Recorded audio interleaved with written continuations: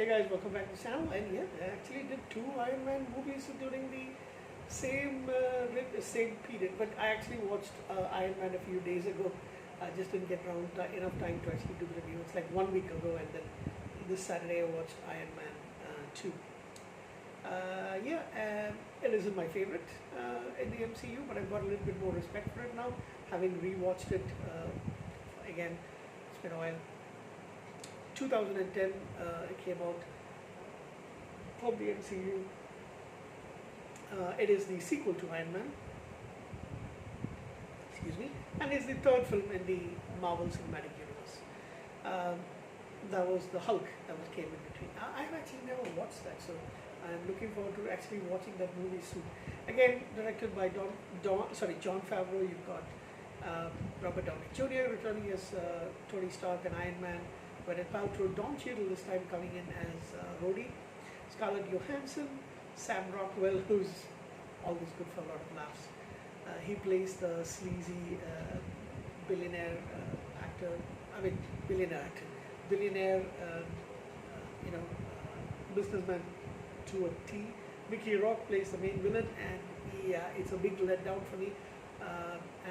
Although I was a big fan of Mickey Rourke's acting in The Wrestler, and I was really looking forward to watching him in this movie. And Samuel L. Jackson has got a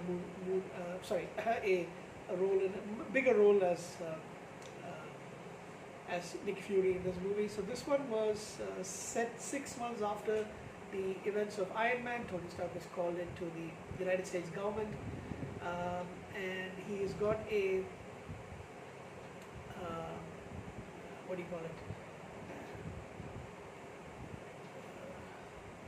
Kind of like committee hearing where the senators ask him, that this is a weapon. They wanted to be given to the military rather than having it him, and he says no, there's no way I'm going to do it.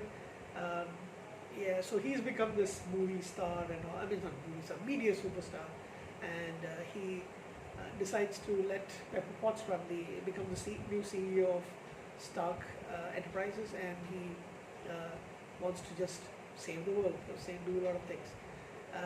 He doesn't give his armored suits to the government. Instead, he's actually building others. And then there's Anton Vanko, who is a former Stark Industries employee.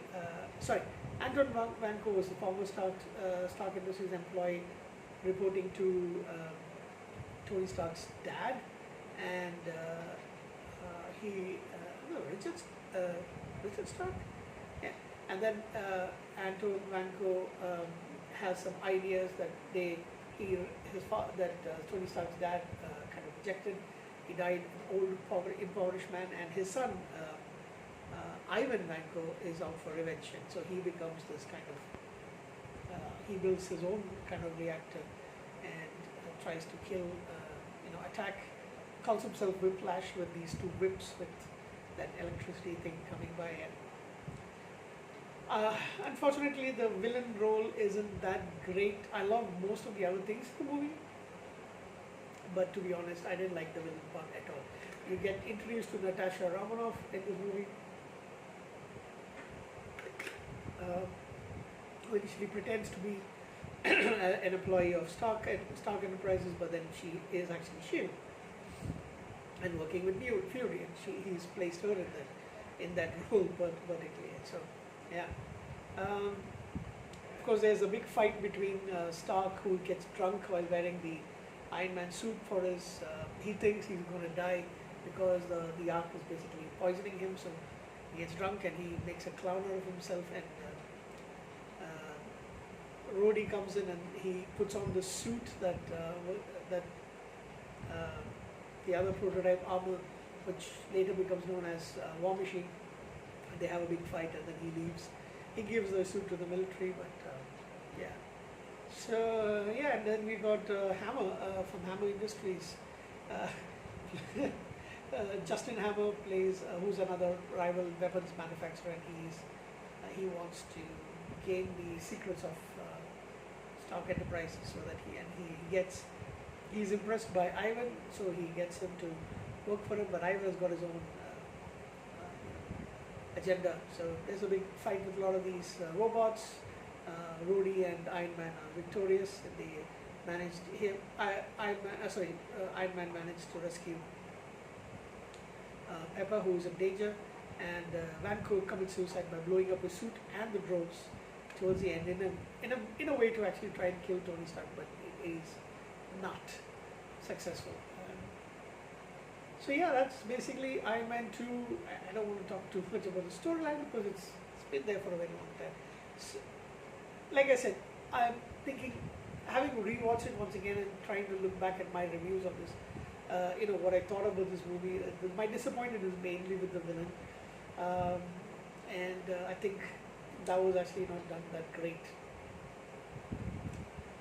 Anyway, Shield says, or Fury, I should say, uh, because of his because of Tony Stark's difficult personality, Shield only wants him as a consultant moving forward, and maybe not be part of the Avengers.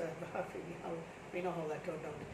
And finally, Stark and Rhodes receive medals of honor for their heroism. And finally, Phil Coulson is going to New Mexico in the desert, and we see that he has discovered a large hammer, and of course that sets up further movies, of course, Thor and all that stuff. So yeah, this one is good, but again, like I said, because of the villainous part, I was really disappointed. So I'll give this a 7 out of 10.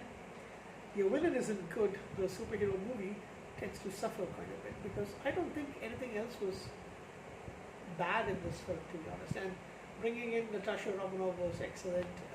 Sam Rockwell was amazing. Yeah, so that's basically it for me for Iron Man 2. I'll give it a 7 out of 10.